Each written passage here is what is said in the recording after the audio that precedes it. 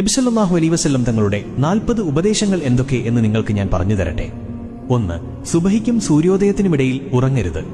അസറിനും മഗ്രിബിനുമിടയിലും ഉറങ്ങരുത്. മഗ്രിബിനും ഇശാക്കുമിടയിലും ഉറങ്ങരുത്. 2.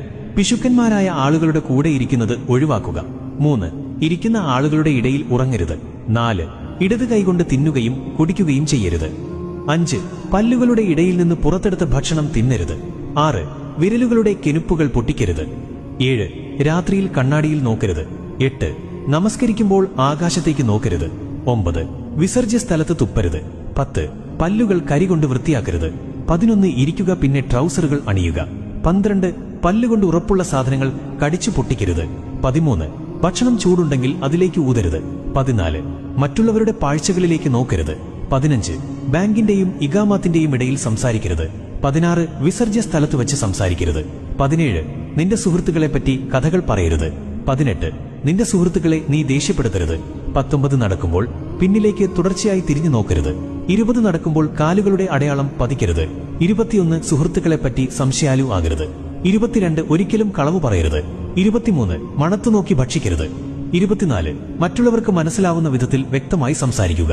25. ഒറ്റയ്ക്ക് യാത്ര ചെയ്യുന്നത് ഒഴിവാക്കുക. 26. സ്വയം തീരുമാനമെടുക്കരുത്, അറിവുള്ളവരോട് ചോദിക്കുക. 27. സ്വയം ആത്മാഭിമാനം കൊള്ളരുത്. 28. നിന്റെ ഭക്ഷണത്തെപ്പറ്റി ഒരിക്കലും ദുഃഖിക്കരുത്. 29. സ്വയം വീമ്പ് പറയരുത്. 30. പിച്ചക്കാരെ പിന്തുടരുകയോ വിരട്ടുകയോ ചെയ്യരുത്.